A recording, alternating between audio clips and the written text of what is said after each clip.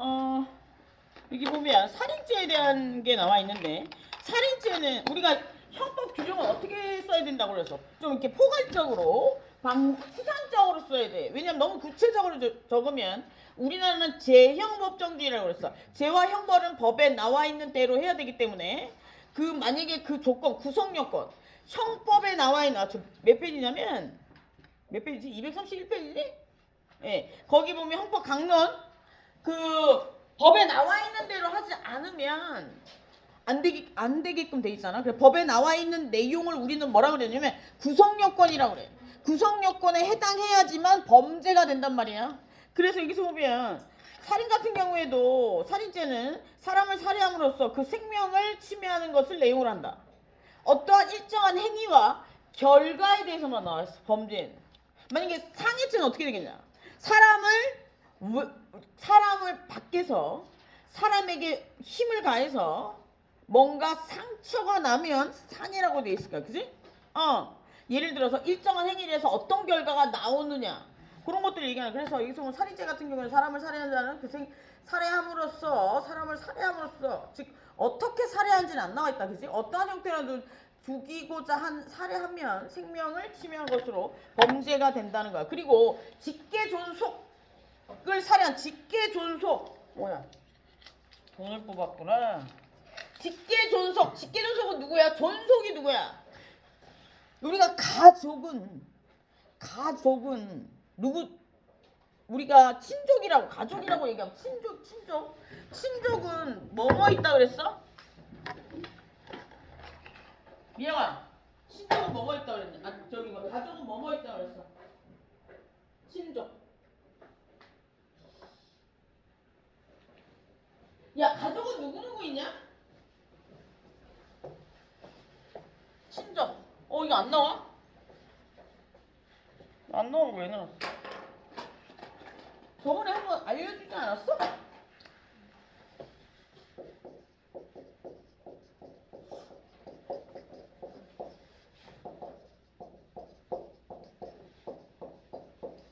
혈족이랑 인척 있다 그랬어, 그지? 그럼 여기서 직계존속이잖아. 직계존속이면 엄마 아빠 얘기하는 거야. 비속은 누구야? 형제자매야. 직계존속이니까 부모님이야. 완전히 다이렉트로 존속. 여기 혈족관계는 피로 엮인 관계야. 부모님, 동생 뭐 이런 애들. 그리고 혈족은 뭐야? 법으로 엮인 관계야. 그럼 누구야?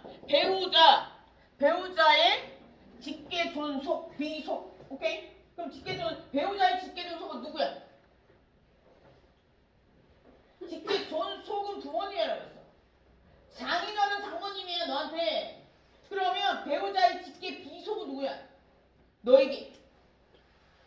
비속은 형제자매야. 그 동생들, 오빠들, 언니들 이런 사람들이니까 매형, 처제 뭐 이런 매형이라고 그러지?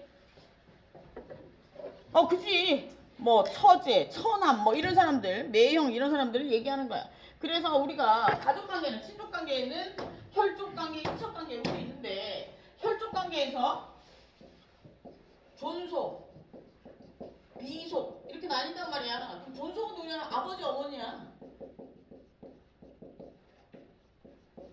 그래서 여기서 말하는 직계, 나 바로 위에 그 직계존속, 자기 또는 배우자의 직계존속이잖아. 부모님들 얘기하는 거야. 나의 부모님, 내 배우자의 부모님을 죽였대. 그러면 존속살인이 되는 거야. 존속살인은 가중처벌돼. 그리고 손수 계산하는 거 알려줬지? A랑 B랑 결혼하면 어떻게 된댔어? 영촌. 그리고 영촌. 자녀는 몇 촌이라고 그랬어? 1, 2. 부모랑 자녀는 몇 촌이야? 저번에 알려준 것 같은데? 네 자식이랑 너랑 나중에 몇 촌이야? 1촌이지. 그러면 예를 들어서 너의 형 있니? 동생 있어? 동생이랑 너랑 몇 촌이야? 자꾸 물어봐서 좀 그러냐? 몇 촌? 네 동생 있어? 오빠랑 너랑 몇 촌이야? 2촌이잖아. 그치? 옆으로 가면 얘들은 다 필요 없고 옆으로 가면 2촌이고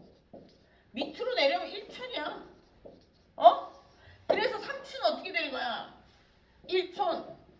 아버지의 남자 형제니까 2촌이잖아. 그래서 1촌, 2촌에 3촌이야. 그리고 여기 밑에 결혼해가지고 자식 놓잖아? 그러면 여기에서 1촌, 2촌, 1촌에서 4촌이야. 어? 이해됐지? 그래서 우리나라는 부계 중심으로 촌수 계산을 해서 이모는 그냥 이모야. 또 다른 형태의 모. 어? 그래서 여기서 보면 직계존속 같은 경우에는 가중처벌된다라고 돼 있고, 그리고 여기서 살해란 고의성을 가지고, 여기서 살인죄는 고의성이 있어야 돼. 고의성. 그래서 고의성이라는 건 일단 준비를 하는 거야. 그지? 준비를 하고 생각을 하고 이렇게 해서 고의성을 얘기하는 거고, 고의 얘기입니다. 고의. 가실은 생각지도 않았는데 죽어버린 거야. 그지? 그리고 미필적 고의는 뭐냐면, 제가 쟤를 죽이려고 한 건 아니지만 제가 죽을 수도 있다는 걸 알았대. 그게 미필적 고의야.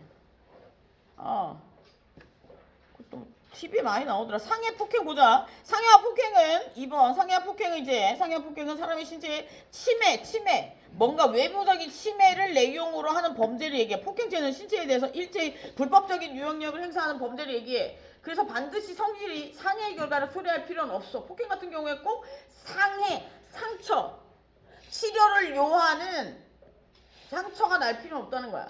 예를 들어서 내가 친구한테 침 뱉었어. 폭행죄야? 폭행죄 아니야? 폭행죄 맞아. 내가 너한테 욕하잖아. 폭행죄야. 내가 너한테 물 뿌리잖아. 폭행이야. 이런 거 가르쳐주면 나중에 다른 사람 싸울 때 동영상 찍어가지고 너는 내가 가만히 두지 이런 하지 마. 얘들아. 인생은 있잖아. 내가 살아보니까 한 만큼 돌아와. 벽이야 벽. 내가 여기다 공을 튕구잖아. 그 공이 언제 돌아오느냐가 문제지 언젠간 나한테 돌아와. 내가 한 만큼 세상을 향해 한 만큼 나한테 돌아온다고. 그게 언제냐가 중요한 거야. 근데 내가 아무리 열심히 공부해도 결과가 안 나오잖아? 아직 덜 돼서 안 나오는 거야. 언제 와도 와. 끝까지 버티는 놈이 가지는 거야. 간호학과 공부 힘들지? 2학년 되면 미쳐 돌아가실 거야. 걔도 버텨. 나중에 되면 그게 적성에 맞다면 아마 뿌듯하게 일할 수 있을 거야. 내년 되면 엄청 힘들 거야. 보자. 그래서 이런 겁니다. 그래서 그 성질이 상해 결과가 초래할 필요 없으므로 신체에 공간적으로 근접하거나 폭선이야 욕설을 하는 행위, 손으로 밀치는 행위, 손을 세차게 잡아당기는 행위, 침을 뱉는 행위, 몸에 물을 뿌리는 행위 등도 폭행이야. 그리고 쭉 넘어가서 여기 보면 상해는 상처가 나야 되는 거야. 반면 상해죄는 사람의 신체에 고의로 상해를 입히는 것, 즉 신체의 생리적 기능을 장애를 발생시키는 행동들을 얘기해. 즉 폭행이나 병원에 치료를 요하는 부상, 병원에서 치료를 요하는 부상을 입어야 된다는 거야.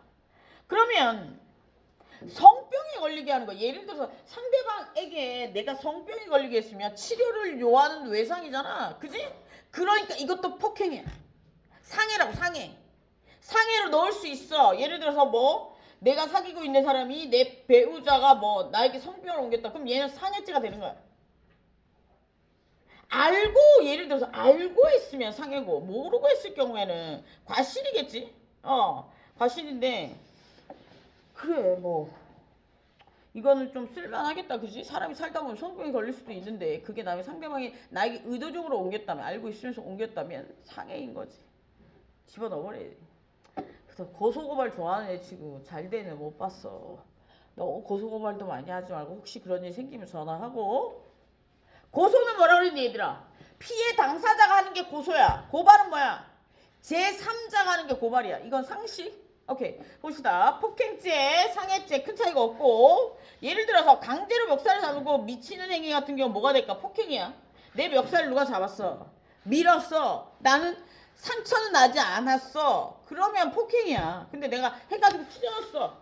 외과적인 상처가 나야 돼. 치료를 요하는 생리적이라는 건 뭐야? 이게 아무는데 시간이 걸리고 이런 것들 있지. 그 아무는데 이게 변화가 눈에 보이고 이런 것들은 상해라고 볼 수 있어. 그래서 쭉 넘어가자. 그래서 여기서 보면 폭행죄는 폭행죄는 2년 이하의 징역 500만 원 이하의 벌금이지만 피해자의 명시적 의사에 반해서 처벌할 수 반의사불벌죄가 적용된다는 얘기는 뭐 반의사불벌죄는 폭행은 그 피해자가 처벌을 하는 걸 원하지 않으면 처벌 안 할 수 있다는 거야. 그걸 반의사불벌죄라고 해. 피해자가 나 처벌 안 할래. 그러면 뭐 처벌 안 할 수 있다는 거야. 그러나 상해 같은 경우에는 처벌 의사와 관계없이 처벌 안 되잖아. 폭행은 반의사불벌죄 피해자의 동의가 있어야지만 범죄가 성립하는데 상해는 찌렸어. 그러면 피해자가 괜찮아요. 저 합의해 줄래요. 이렇게 해도 처벌된다고. 일단 접수되면 신고되면 발견되면 모든 범죄는 얘들아 발견돼야 처벌돼. 1. 발견돼야 처벌되고 두 번째는 증거가 있어야 처벌돼. 근데 만약에 증거가 없는데 수사기관에서 나를 집어넣었어.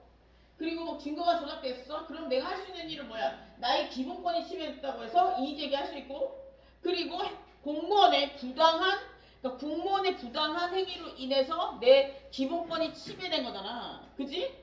그럼 무고죄 이런 거 떠나서 헌법상 기본권 건드릴 수 있고 그리고 그 밑으로는 공무원이 행정상의 자기 일을 제대로 하지 않았다고 해서 거기에 대한 행정소송도 할 수 있고 손해배상 청구도 할 수 있고 국가배상 청구도 할 수 있고 그리고 세 번째로는 나를 그렇게 만든 애들을 무고나 위증으로 처벌할 수 있는데 무고나 위증은 처벌하려면 내가 혐의가 없음이 밝혀져야 되는 거야.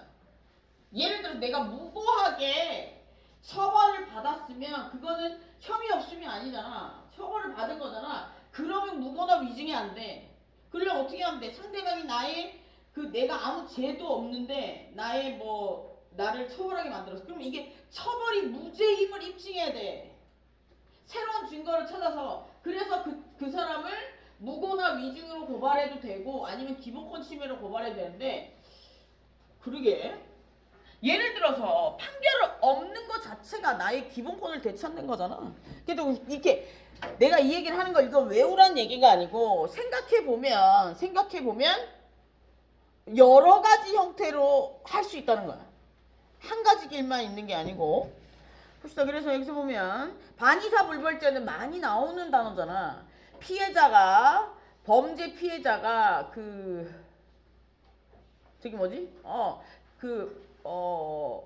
피해자가 원하지 않으면 처벌하지 않을 수 있고 피해자가 원해야 처벌할 수 있는 것들 얘기해. 그리고 뭐 이거 명예훼손이나 그것도 반의사불벌죄야.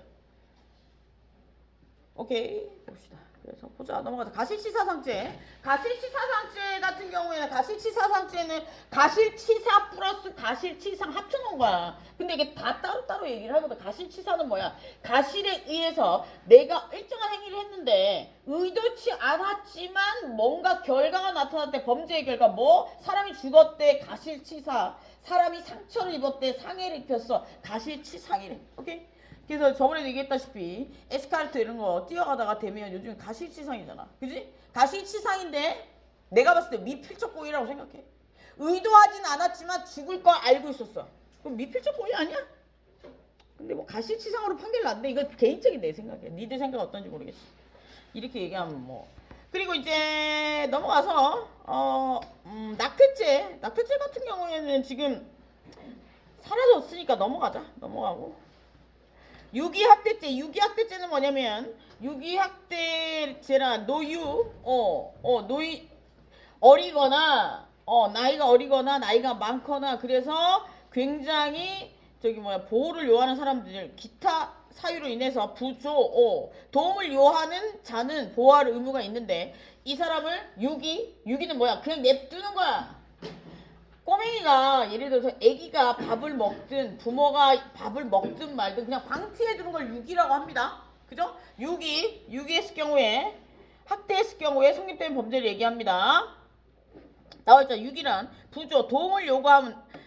도움을 요구하는 자에게 보호받지 못하는 상태를 얘기한대. 그래서 예컨대 교통사고로 수혈이 필요한 자녀에게 종교상의 이유로 수혈을 거부하게 되면 뭐야? 아동학대 중에 유기학대죄.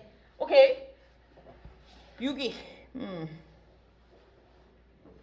악한 얘기를 한 거죠. 그리고 체포감금죄 같은 경우 가둬놓는 걸 얘기하는 거지. 체포는 뭐야? 잡는 거. 감금 뭐야? 공간에 넣어놓는 거. 체포는 묶는 거고 손발을 못 움직여 묶는 거고, 감금은 뭐야? 공간에 넣어놓는 거야. 자유롭지 못하게. 그래서 보면 체포와 감금죄는 불법하게라는 얘기는 뭐야? 체포나 감금을 하려면, 합법이 되려면 뭘 해야 되는 거야? 법에서 얘기한 일정한 절차, 구속영장이나 뭐 체포영장이나 이런 거 있어야 된다는 거야. 그런 것들이 있어야 되는데 그게 없이 불법적으로 체포나 감금을 하게 되면 어떻게 되냐? 범죄야. 그래서 체포란 사람의 신체를 직접적으로 현실적으로 굽는 거야. 묶어, 잡아, 이게 체포야. 그지? 현실적으로 몸에 닿아가지고 못 움직이게 하는 거. 감금은 뭐냐면 몸에 닿진 않았지만 그 사람이 이동하는 걸 불편하게 하는 감금이야. 비슷한 거지. 몸에 닿느냐 안 닿느냐지. 야, 이거 봐. 예를 들어 목욕 중인 여자의 옷을 감추어 수치심 때문에 못 나오게 하는 거. 이거는 뭐가 되는 거야? 감금이잖아. 그지? 그러면 선녀와 나무꾼은 범죄 드라마야. 선녀와 나무꾼 범죄잖아. 나무꾼이 선녀 옷 훔쳤잖아. 그래서 그 연못에서 하늘날 못 가게 했잖아. 체포는 아니지만 감금죄야. 감금죄 걔. 네 만화 영화에 얼마나 범죄 행위들이 많이 일어나는 줄 아냐? 얘기해줄까? 슈퍼맨은 어떤 범죄를 저질렀어? 저기 뭐야, 항공법 위반이야 걔는. 그지? 그리고 막 체포하잖아. 그리고 자력구제는 안 된단 말이야. 공권력을 함부로 행사할 수 없어. 개인이. 그러니까 걔는 범법자야. 그렇게 따지면 명탐정 코난도 범법자고 전부 범법자야. 그렇지. 뽀로로도 범죄 행위가 좀 있지. 뽀로로 일단 엄마 아빠 발가락 하나 잘랐잖아. 펭귄은 발가락이 3개야 얘들아. 뽀로로 발가락 몇 개야? 몇 개냐고. 2개지. 태어날 때부터 그랬을지 모르겠지만 만약에 그게 엄마 아빠가 자른 거라면, 예쁘라고 자른 거라면 그건 학대야. 상해, 학대, 아동학대. 웃는다. 그리고 뽀로로 노래 보면 계속 놀리잖아 친구들이. 뽀로뽀로뽀로롱이라고. 그거는 학교폭력이야. 그래, 내가 우리 조카 6살 때가 7살 때 막 이런 걸 앉혀놓고 만화 영화를 보면 가르쳐 우리 엄마한테 진짜 뒤지게 맞았어. 너는 왜 애한테 공포심을 불러일으키냐고. 이런 거 컨텐츠로 해서 유튜브 찍는 것도 괜찮겠어. 찍어. 자문이 필요하면 해줄게 내가. 보자. 그래서 그리 대신 유튜브에 내 이름도 하나 넣어주고. 그때 뭐 이렇게 도움을 주신 분 이런 거 있잖아. 오케이. 협박죄는 뭐야? 협박, 외포심, 외부에서 공포를 일으킬 만한, 외부에서 마음에 이렇게 사람에게 공포를 일으킬 만한 뭔가를 주는 걸 두려움이라고 하잖아. 두려움이 생길 만한 해악을 가할 것을 고지하고, 고지해가지고 사람의 의사결정의 자유를 침해하는 거. 예를 들어서 너 죽여버릴 거야. 이거 안 하면 너 죽여버린다. 이거 협박이야. 너 이거 하지 않으면 가만 안 둘 거야. 이거 협박이라고. 너 지금 당장 집에 오지 않으면, 내가 결혼을 했어 만약에. 근데 남편이 이래. 너 지금 당장 오지 않으면 너 가만이야. 너 다 녹음했다가 만약에 헤어질 때 싹 다 집어넣어버려. 이혼소송은 이혼소송이고 형사소송은 싹 다 집어넣어버려 그냥. 미안하다. 이혼 가르쳤어. 이혼하지 말고 잘 살아. 알았지? 한 번뿐이 없는 인생이야. 내가 어제 이혼 숙녀 캠프를 봤는데 그거 다 진짜니? 미치게이들이 많아. 아니 무슨 애기한테 네가 나한테 잘하지 않으니까 나도 너한테 잘할 수 없다. 그게 엄마냐? 엄마는 그러면 안 되는 거야. 왜 그러면 안 되는 거냐면 자녀를 낳으면 자녀가 성인이 될 때까지, 즉 의사 능력이 완벽히 장착될 때까지, 행위 능력이 완벽히 장착될 때까지 우리는 뭘 해줘야 돼? 보호해줘야 되는 의무가 있어. 근데 자녀랑 딜을 하면 어떻게 해? 부모로서의 자격이 없는 거야. 그런 부모가 되면 안 돼. 물론 자녀가 나쁜 행동을 했을 때 그 훈계는 해야겠지만, 네가 못하니까 난 너한테 잘할 수가 없어. 이게 말이 되냐? 이것도 아동학대야. 일종의. 왜 그러냐면 그 아동은 부모가 보호해야 되는 의무가 있잖아. 지금 협박도 한 거야 지금. 잘 생각해봐. 그지? 그렇게 이렇게 부모님만 따지라는 얘기가 아니고 그렇다는 거야. 이게 법을 우리가 한 6개월 배웠잖아. 법은 원하면 다 할 수 있어. 원하면 다 할 수 있는데 예를 들어서 잘못 이용한 뒷감당을 좀 해야 되기 때문에 문제가 되는 거지. 하고 싶으면 한 사람을 하늘나라가 아니고 저 구석탱이로 보내는 건 마음만 먹으면 할 수 있는데 그건 나쁜 짓이잖아. 그래서 안 하는 것뿐이야. 그래서 알려주는 거야 지금. 억울한 일을 당하지 말라고. 그래서 여기서 뭐 죽여버리겠다, 다리를 풀어버리겠다 이런 것들을 누가 증명을 많이 하느냐에 따라서 달라지는 거야. 그리고 약취유인, 인신매매. 약취유인은 뭐야? 약취유인 같은 경우에 여기서 보면 약취는 폭행이나 협박을 수단으로 하고 유인은 기망은 속이는 거야. 기망, 속여서 유혹해서 거짓말해서 하는 것들로 볼 수 있는데 이렇게 하는 것들을 얘기하는 거야. 그래서 여기서 보면 약취유인죄는 사람을 약취유인해서 자기나 제3자의 실질적 지배하에 줌으로써 개인의 자유를 침해하는 걸 얘기해. 약취유인은 그냥 저기 뭐야? 뭔가 가두지는 않았지만 협박을 통해서 자유롭지 못하게 하는 거야. 협박죄는 여기 봐봐. 위에 협박죄는 그냥 말만 하는 거잖아. 근데 실제로 약취유인죄는 그런 것들을 해가지고 그 사람의 기본적인 자유를 뺏는 거야. 못 움직이게 하고 못 다니게 하고 이런 것들. 그래서 여기서 보면 그런 것들이 있고 그 다음에 인신매매는 이게 인신매매 인간의 신체를 파는 거잖아. 그지? 여기서 보면 인신매매 약취유인 매매 이송 치상 뭐 인신매매는 그렇지. 인신매매는 사람의 신체를 파는 걸 얘기합니다. 그러니까 인신매매 그지? 사람을 데려다가 파는 거 요즘에는 없지. 근데 옛날에 많았었어. 내 어렸을 때 애들이 없어지고 부녀자가 없어지고 그러면 매매. 우리 사람의 신체는 매매가 안 되거든. 예를 들어보면 우리 의수나 의족 있잖아. 그게 몸에 붙어 있을 때는 뭐냐면 신체야. 신체 일부일 땐 팔 수가 없어. 사람의 신체는 팔 수가 없거든. 근데 뛰면은 팔고 살 수가 있다는 거야. 그럼 머리카락이 이렇게 붙어 있을 때는 신체 일부이기 때문에 팔 수가 없어. 거래가 안 된다고. 근데 머리카락 자른 건 팔잖아. 그건 몸에서 떨어져 나오면 몸에 붙어 있던 거라고 해도 물건으로 되거든. 그래서 팔 수가 있는 거야. 오케이. 그래서 보자. 정죄에 관한데 내가 제일 싫어하는 거다. 내가 모든 범죄자를 다 용서하거든. 한 번 죄 지은 건 난 용서해. 뭔 얘기인지 알지? 근데 2번 죄 지은 건 용서하지 않아. 근데 한 번 죄 지은 건 다 용서하는데 한 번도 용서하지 않는 게 정죄에 관한 죄야. 강간, 추행, 뭐 이런 것들. 폭행, 협박, 위계, 위력의 방법으로 피해자의 성적 자유를 침탈하는 거야. 이거 제일 나쁜 짓이야. 얘들아 이런 짓 절대 하면 안 돼. 물론 안 하겠지만 여기서 보면 쉽게 이야기하면 정죄에 관한 죄는 성추행, 강간 이렇게 세 가지가 있잖아. 유사강간도 있지만 유사강간, 강간 이렇게 있는데 첫 번째 성희롱은 뭐냐면 말로 하는 거야. 와 요즘에 너 엉덩이 겁나 빵빠야 되는데 연애하냐 뭐 이런 거. 너 탱탱이라는데 뭐 요즘에 남자친구가 잘해주나 뭐 이런 거는 실질적으로 얘들아 희롱이야. 뭐 나이가 들더니 볼이 좋아졌어 뭐 이렇게 어른스러운 이거 다 희롱이야 희롱. 그래서 이게 직장 내에서 일어나면 직장 내 성추행, 직장 내 성희롱 이렇게 되는 거야.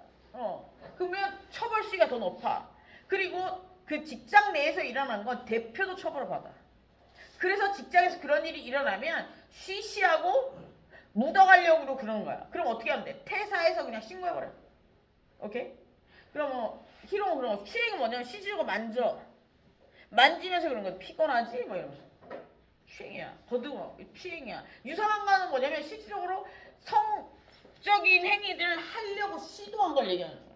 실제로 우리가 알고 있는 그런 성행위가 아니고 유사한 성행위를 시도한 거. 예를 들어서 예를 들어 좀 그런데 예를 들어서 우리가 형법에서 삽입설이거든. 그래야지 이제 성폭행이나 강간이라고 얘기하는데 그게 아니고 다른 형태의 유사한 형태의 성적인 그런 것들이 일어나면 유사강간이라고 해. 그래서 꼭 관계를 가져야 강간이 되는 건 아니야. 그러니까 이게 유사강간이라는 얘기는 뭐냐면 남자와 남자 사이에서 강간이 일어날 수 있다는 거야. 예전에는 여성이 부녀자가 뭐 당하면 강간이다 뭐 이렇게 얘기했는데 요즘엔 그게 없어졌어. 그러니까 뭐 그것도 됩니다. 그래서 강간죄 같은 경우에는 예전 정주의 간한죄 같은 경우에는 여기서 보면 유사강간 강간 다루신 네 번째 줄에 유사강간 강제추행 중강간 뭐 중강제추행 뭐 쭉 이런 범죄들이 나와 있어. 그리고 업무상 위력에 의해서 업무상 위력에 의한 간은 뭐냐면 내가 직장 상사야 사장님이야 내가 저 사람의 말을 어기면 나는 회사 잘려 그럼 가만히 있는 거야. 이게 제일 나빠. 자기 힘을 이용해서 저번에 예전에 뭐 국회의원도 밑에 비서인가 뭔가 그게 아니라고 밝혀지진 않았지만 아닌 것처럼 얘기가 나오긴 했었지만 시장인가 뭐 하는 사람이 뭐 밑에 비서를 추행해가지고 업무상 위력에 의한 강간해가 죽었나 그 사람이? 하여튼 뭐 시장인가 누가 죽었을 거야 아마. 그리고 걔는 뭐 외국에 가고 뭐 그렇게 나왔었는데 그게 아니란 얘기도 요즘에 또 있더라. 그래서 그런 얘기들입니다. 여기서 분야에서 사람을 바뀌었어. 대상이 명예에 관한 거, 명예에 관한 죄는 명예훼손이랑 명예훼손이랑 모욕이 있는데 쉽게 이야기하면 여기서 보면 명예에 관한 죄는 공연히 사실을 적시해서 사실이야. 이게 사실이라는 건 거짓 사실 이게 아니고 어떤 사건이 있어야 돼. 그 사건에 대해서 사람들에게 알리는 거야. 내 얘기를 네가 딴 데 가서 산다고. 너 내 얘기를 네가 딴 데 가서 할 자격이 있어? 없는 거야. 그게 사실이든 거짓말이든 하면 안 되는 거야. 그 명예훼손이야. 일단 팩트가 있어야 돼. 그게 명예훼손이고 예를 들어 그게 진실이든 거짓이든 상관없어. 진실, 거짓 처벌 수위가 다르거든. 거짓으로 얘기한 건 더 처벌 수위가 높아. 그리고 모욕죄는 뭐냐면 감정적인 부분에 얘기하는 거야. 못생겨가지고 찐따 같은 게 돼지 같은 게 냄새나고 넌 니네 집 이래가지고 쓰레기 집에 산다면서 냄새나다. 이거 쓰레기 집에 사니까 넌 냄새가 나. 부모님이 이러하니까 냄새가 나잖아 네 몸에서. 그러니까 찐따 같은 게 이러면 명예훼손에 모욕 다 들어간 거야. 부모님에 대한 팩트가 나왔잖아. 니네 집이 지저분하다는 팩트가 나왔잖아. 댓글은 대부분 다 명예훼손이냐 모욕인 거야.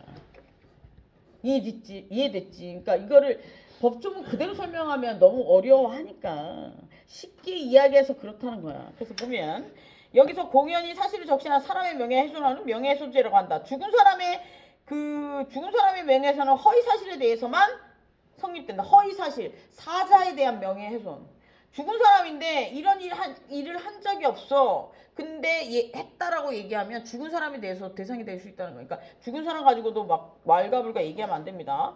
그리고 신용이나 업무에 관한 죄는 사람의 신용을 훼손하거나 업무를 방해하거나 경매나 입찰의 공정성을 침해하는 것을 내용으로 하는 범죄를 얘기해. 근데 이런 게 있다 정도만 알고 있으면 되고 그리고 비밀침해죄는 뭐 여기서 보면 개인의 사생활에 대해서 퍼뜨린 거야. 예를 들어서 뭐 개인의 사생활이나 비밀 이런 것들 퍼뜨린 건데 봉합이나 봉함 그리고 기타 비밀 장치 그러니까 가둬놨다는 게 이게 못 보게 이렇게 해놨는데 못 보게 이렇게 가려놨는데 그걸 풀어가지고 보게 되면 비밀 침해죄가 되는 거고 사업상 비밀을 누설하는 경우에 업무상 비밀 누설죄가 되는 거야. 그래서 이와 같은 고소가 있어야 이거는 신고죄라고 하는데 신고죄는 뭐냐면 피해자가 꼭 친히 고소를 해야지만 성립되는 범죄야. 예를 들어서 내가 얘를 때렸단 말이야. 폭행이나 상해는 신고죄가 아니야. 근데 내가 얘를 때리면 네가 신고해야 되고 얘가 신고해야 되고 걔가 신고해야 돼. 얘가 신고해야 돼. 근데 신고죄는 피해 당사자만 신고할 수 있도록. 신고죄의 가장 큰 특징은 뭐냐면 합의하면 없었던 일이 돼. 근데 비친고죄는 합의가 뭐 필요 없어. 경찰 넘어가면 그냥 조서 넘어가는 거야. 합의 보면 형량이 줄어들 뿐이야. 경찰서에 갔을 때 친고죄는 합의하면 그냥 돌아올 수 있어요. 피해자가 고소를 취하면 범죄 자체가 구속 요건이 성립이 안 되니까. 근데 비친고죄 대부분의 범죄는 비친고죄야. 고발 고소 피해자가 없어도 피해자가 하든 누가 하든 고발 고소가 들어가게 되면 처벌할 수가 있어. 그 같은 경우는 파출소에서 합의를 봐야 돼. 경찰서로 넘어가면 어떠한 형태로도 처벌은 돼. 그래서 지금 알아야 될 단어들을 알려주는 거야. 친고죄 이야. 예전에 성폭행은 친고죄였어. 근데 이게 뭐 도가니 봤지? 도가니 영화에 보면 미성년자 그리고 장애 아동의 부모 할머니가 예를 들어 할머니가 그 노인이니까 이게 판단 능력이 좀 떨어져가지고 합의해가지고 없었던 일이 되고 그럼 그 아이는 평생 그 성폭행이나 성추행 당한 것에 대해서 트라우마가 생길 거 아니야. 그래서 성과 관련된 범죄에서 친고죄 규정 뺐어. 무조건 잡혀가. 그리고 주거에 관한 죄는 뭐냐면 주거에 관한 죄는 사생활 본거를 이루는 거주의 평온을 깨는 범죄인데 보호법이라는 거 뭐야? 평온을 보호법이라는 건 뭐냐면 법적으로 보호받을 만한 이익이잖아. 권리를 얘기하는 거야. 그래서 여기에서 주거 침입과 관련된 범죄, 주거와 관련된 범죄 여기서 보면 뭐가 있냐? 주거와 관련된 범죄. 사람의 거주나 간소한 저택 그리고 건조물 선박 등의 방치를 침해하는 주거 침입죄. 그리고 이러한 장소에서 퇴거를 요구하는 퇴거불응죄. 퇴거불응죄는 뭐냐면 나가야 돼. 나가라고 했어. 근데 안 나가. 이런 범죄도 있다. 주거와 관련된 범죄는 이런 것들이 있고 뭐 넘어가서 뭐그 정도만 알면 되지 않을까 싶은데 그 재산에 관한 범죄는 절도죄 있습니다. 절도죄는 그냥 훔치기만 하는 거야. 타인의 재물을 절취하는 것을 내용을 하는 가장 보편적인 범죄를 얘기해. 그러면 강도는 뭐냐? 폭행이나 협박을 통해서 훔치는 거야. 가가지고 그래 절도죄보다 강도죄가 수위가 더 높거든. 처벌 수위가. 너희들이 훔칠 리는 없겠지만 꼭 굳이 훔쳐야 된다면 절도가 낫겠지.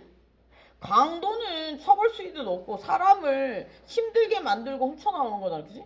그래서 그건 안 됩니다. 사기는 뭐냐면 절도, 강도, 사기 다 재물을 뺏는 건데 절도는 그냥 훔쳐요.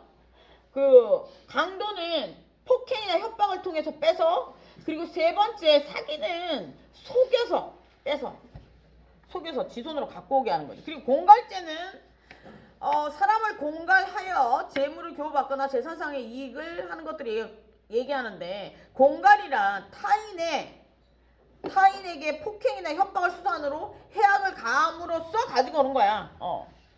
예를 들어서 강도는 들어가가지고 때려가지고 뺏어오는 거잖아. 그 공갈은 뭐냐면 너 팔 안 가지고 오면 니네 엄마 아빠 다 죽여버려 이래가지고 가지고 오면 공갈이야. 이해됐니? 그 자리에서 바로 뺏어가고 협박해서 바로 뺏어가면 강도. 공갈은 협박해가 지 손으로 가지고 오면 공갈죄라고. 그래서 학교폭력은 대부분 협박, 강요, 공갈, 폭행 다 들어가는 거야. 그지? 고등학교 때 그런 일을 당했으면 아직 시효가 남았어. 고발하고 싶은 애가 있으면 증거를 수집해가지고 해도 돼. 보자. 횡령 같은 경우에는 뭐냐면 여기 보면 보자. 이게 내 거 아니야. 내 거 아닌데 타인의 재물을 보관하는 자는 그 재물을 자기 것처럼 보관해야 되거든. 예를 들어 밑에 예컨대 타인을 부탁으로 보관 중인 물건을 처분할 경우에는 설사 나중에 변상할 의사가 있다고 하더라도 횡령죄가 성립돼. 그리고 택시에 두고 내린 지갑을 줘도 경찰에 신고하지 않고 가지는 건 뭐냐면 점유 이탈물 횡령죄야. 예를 들어 점유가 뭐야? 가지고 있는 거 이렇게 가지고 있는 걸 점유라고 하거든. 근데 이 점유가 주인에게만 점유권이 있는 거야. 그런데 이걸 떨어뜨렸어. 이탈됐잖아. 그럼 그걸 주웠잖아. 그러면 점유 이탈물을 내가 주순 거야. 그럼 이걸 주웠으면 주인처럼 잘 보관하고 찾아줘야 되는 거야. 근데 만약에 이걸 집으로 가져가는 건 찾아주겠다는 얘기가 아니잖아. 그러니까 점유 이탈물 횡령죄야. 그래서 이거는 주시면 이걸 찾아줄 수 있는 곳에 가져다 줘야 되는 거야. 아니면 이걸 가져다가 내가 돈을 써버렸어. 그럼 어떻게 되는 거야? 절도지. 점유 이탈물 횡령해서 절도로 넘어가는 거야. 근데 뭐 택시에서 뭐 10,000원 줬으면 써야지 뭐. 그거 어떻게 찾아줘? 길바닥에 10,000원 줬으면 어떻게 하면 돼? 친구들하고 그냥 가서 사 먹으면 돼. 근데 길바닥에 수표 10만 원 주서 어떻게 하면 돼? 수표 10만 원 찾아야 돼. 5만 원짜리 주셔서 어떻게 하면 돼? 어떻게 할 거야? 너 길에서 5만 원 주셔서 어떻게 할 거야? 어? 그래 가서 그거 어떻게 찾아줄 거야? 근데 예를 들어서 원칙적으로는 경찰서에 가져다 주면 되는데 1년 동안 안 찾아가면 아마 돌려줄 거야. 그리고 그 분실물 같은 경우에 취득해가지고 주인 찾아주면 10%인가 20%인가 아마 주는 게 있을 거야. 그때 나 찾아줬는데 아무 연락이 없더래. 경찰서에 가져다 줘야 된다 얘들아. 그때 그 지갑에 달러도 많이 들어있었는데 지하철에 주웠거든. 연락이 없더라. 찾아줬는데. 횡령은 그런 겁니다. 타인의 재물을 가지고 왔을 경우에. 그리고 배임은 뭐냐면 예를 들어서 타인의 배임 같은 경우 타인의 사물을 처리하는 자가 그 업무에 위배하는 행위로 재산상 이득을 취득하게 됩니다. 이거 뭐냐면 횡령은 자신의 업무가 아니야. 그런데 맡게 되면 그래도 자기 물건인 것처럼 자기 일인 것처럼 해줘야 되거든. 이게 횡령이야. 근데 그렇게 하지 않았을게. 배임은 뭐냐면 내 일이야. 네가 은행원이라고. 근데 네가 은행원인데 대출 심사를 하는데 네가 네 일을 제대로 하지 않고 뭔가 이득을 취했어 네가. 그러면 배임죄지. 그러니까 자신의 업무와 관련됐는데 재산상의 이익을 취하면 배임. 그리고 횡령은 자신의 업무가 아닌데 재산상의 이득을 취하면 횡령인 거야. 그래서 대부분 회사 돈을 만약에 내가 경리인데 내가 관리해야 되는 회사 자금을 내가 가져다 썼어. 그럼 배임이지. 근데 예를 들어서 그 자금 내가 경리가 아닌데 내가 회사의 돈을 빼서 썼어. 그럼 뭐야? 횡령이지. 대부분 뭐 횡령이나 배임 두 쪽에 다 걸려. 차이점은 뭐냐면 하나는 자신의 일이고 하나는 자신의 일이 아니고. 오케이? 봅시다. 배임 보면 하고 작물 취득세.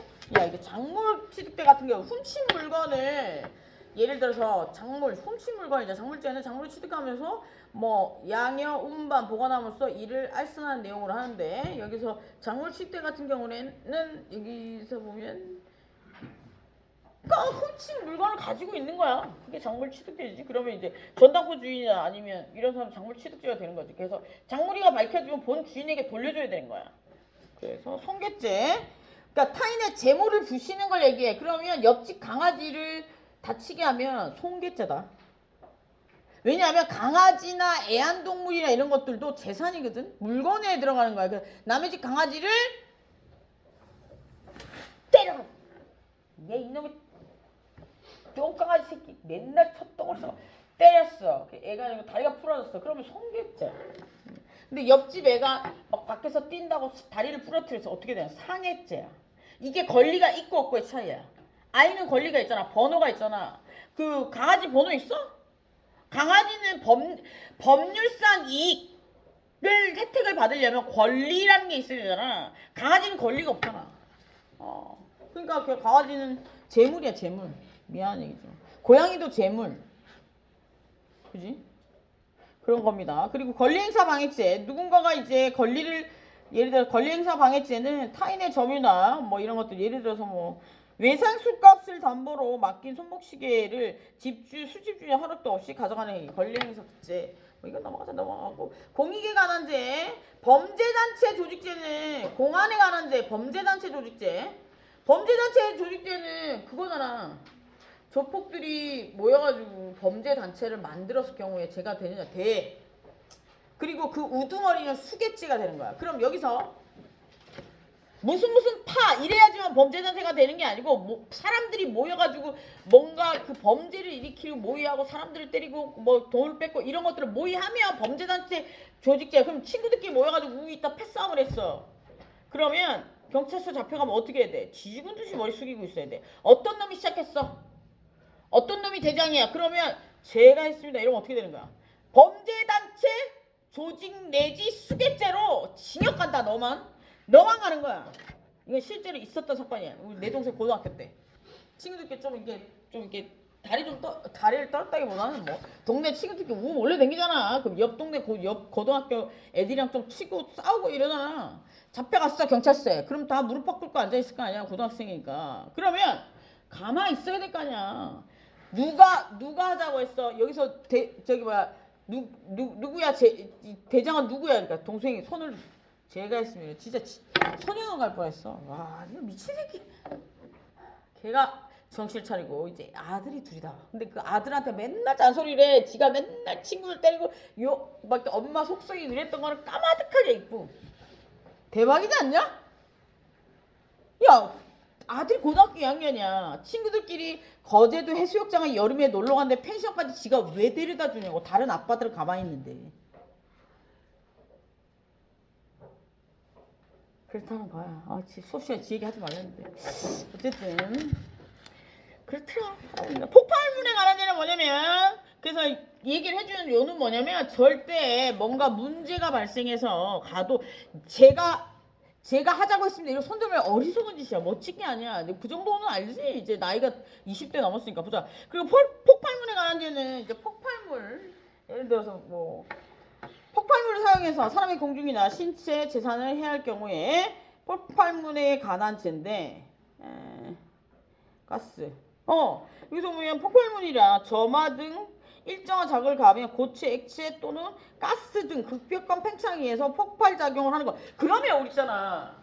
우리 이게 전기공학 이런 애들 있어? 얘를 전파로 타가지고 폭발시키고 그것도 있잖아. 요즘에 그 있잖아 뭐 이렇게 전파 차단시키고 막 이래가지고 뭐 차 폭발시키고 저기 뭐야 전파 조작해가지고 차 폭발시키고 또 뭐 이렇게 밥통 폭발시키고 이런 것도 폭발제에 들어가는 거야. 여기 등이라고 그렇게 했잖아. 그지? 폭탄이 있어야지 폭발제가 되는 게 아니야. 니 알지? 뭔지? 명탄도 코너에 나왔잖아. 전자파를 차단을 끊고 뭐 차단을 뭐 이렇게 조작해가지고 폭 터트리잖아. 우리 지금 그 뽀지 시대지. 뭐뭐 들어가? 우리 네트워크 연결돼 있잖아. 전부 다. 우리 그 전파 끊기면 차 다 서. 우리 자동차 다 쓴다고. 그게 미래 전쟁의 포인트야. 그게 폭발물이라고.